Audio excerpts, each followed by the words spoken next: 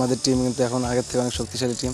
হামজা আছে, পার্টিকুলারলি রাকিব কি এটাকে চাপ মনে করছে? কারণ তার জায়গাটাও তো কিছুটা নড়বড়ে হতে পারে প্রবাসী ফুটবলার আসলে। সে আমাকে পিছন থেকে অনেক হেল্প করছে। ফাহমিদুলের ঘটনাটা কতটা বিব্রতকর? হ্যাঁ, স্কোরিং প্রবলেম একটু আছে। রাকিব স্বপ্ন দেখছেন, ছুটছেন, শিখছেন, তাল মেলাচ্ছেন নতুনদের সাথে। ইউরোপ আর বাংলাদেশের ফুটবলের মিশেলের এই সময়ও রাকিব গুরুত্বপূর্ণ, লড়ে যাচ্ছেন সমান তালে। প্রবাসী ফুটবলারদের সাথে সম্পর্কের বিষয়ে কথা বলেছেন মন খুলে। বাংলাদেশ সিঙ্গাপুর ম্যাচকে সামনে রেখে খেলাযোগের বিশেষ আয়োজন। দ্বিতীয় পর্বে রাকিব হোসেনের ভাবনা শুনেছেন ননবাপি।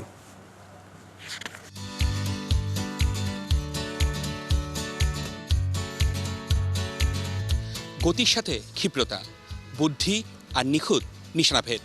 বাংলাদেশের ফুটবলের প্রেক্ষাপটে ফরওয়ার্ড বলতে যা বোঝায় তার সব কিছুই আছে রাকিব হোসেনের। তিনি ছুটছেন তার নিজের লক্ষ্যে। তিনি খেলেন, তিনি খেলান। সেই সাথে বাংলাদেশের জাতীয় দল থেকে লিগে সব জায়গায় তার অবস্থান শক্ত। গোল বলে, গোলের মায়ার মোহে সে কিন্তু জড়িয়ে থাকে সবসময়। তার কাছ থেকে শুনবো তার বর্তমান অবস্থা এবং আগামীর ম্যাচগুলো নিয়ে। রাকিব, কিরকম কাটছে সময়টা ফুটবলে? হ্যাঁ, আসলে খুব ভালো সময় কাটতেছে কিংসের সাথে, কারণ আমরা দুটো ট্রফি অলরেডি জিতছি। কোচের সামনে জাতীয় দলের খেলা, নেক্সট ম্যাচে সিঙ্গাপুর, কি মনে হচ্ছে?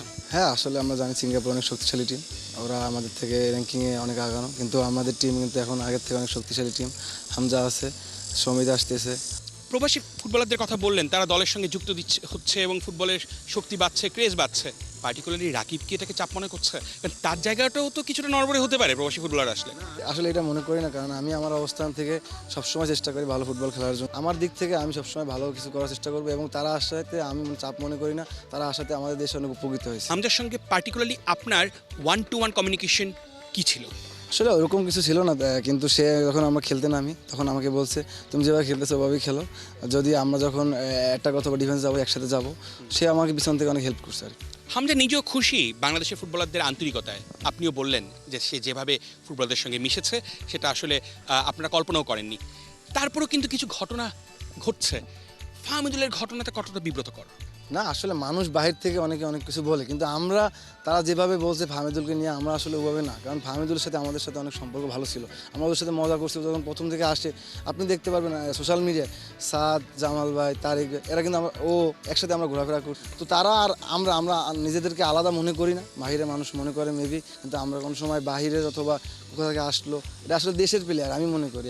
এই মুহূর্তে এবং আগে ফিডব্যাকটা কীরকম পাচ্ছেন ফুটবলের ক্রেজিনেসের? আসলে আগের থেকে এখন অনেক দ্বিগুণ হয়ে গেছে আসলে ফুটবলের ক্রেজটা, কারণ মানুষ এখন ফুটবলের অনেকটাই পাগল।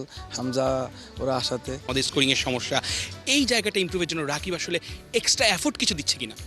আসলে সবসময় এক্সট্রা কিছু করার চেষ্টা করি, কারণ আপনি দেখেন লাস্ট ইন্ডিয়ার ম্যাচেও আমি চেষ্টা করছি নিজের থেকে যতটা করা যায় হার্ড ওয়ার্ক করার। তো হ্যাঁ, স্কোরিং প্রবলেম একটু আছে আমার, আমি নিজের থেকেও স্বীকার করি। তো চেষ্টা করবো যে ভুলগুলো হচ্ছে ওগুলো যেন সামনে না হয়। রাকিব আসলে বাংলাদেশ দলকে আগামী এই কয়েক বছরের মধ্যে আসলে কোথায় দেখতে চায়?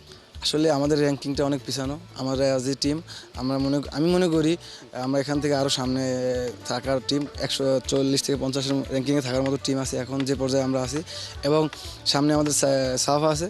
তো আমরা চেষ্টা করব, আমি অ্যাজ এ ফুটবলার হিসাবে আমার ক্যারিয়ার একটা ট্রফি, তো আমরা সাব জিততে চাই আর কি। রাকিবরা স্বপ্ন দেখছেন, ছুটছেন আপন গতিতে, তাল মিলিয়ে চলছেন ফুটবলের সাথে। ইউরোপের সাথে দেশি ফুটবলের সমন্বয় গড়ে ছিনিয়ে আনতে চান বড় কোনো অর্জন বাংলাদেশের জন্য। চলতে থাকুক ওদের পথচলা, ভালো কিছুর অপেক্ষায় বাংলাদেশের ফুটবল। অর্ণব বাপি, ৭১, ঢাকা।